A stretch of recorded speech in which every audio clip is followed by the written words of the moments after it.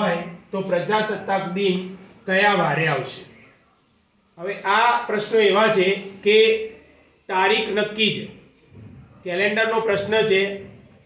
આવો પ્રશ્ન ક્યારે ક્યારે આવી શકે? તો ઉત્તરાયણ છે, પ્રજાસત્તાક દિવસ, સ્વાતંત્ર્ય દિવસ, કોઈ મહાનુભાવોની જન્મજયંતિ કે જે તારીખ નક્કી છે એવા પ્રશ્નો પરીક્ષામાં આવી શકે. અહીંયા ખબર છે કે ઉત્તરાયણ એટલે 14મી જાન્યુઆરી, 14 જાન્યુઆરી,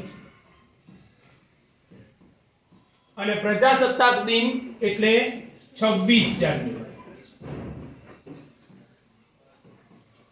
હવે 26 માંથી 14 જાય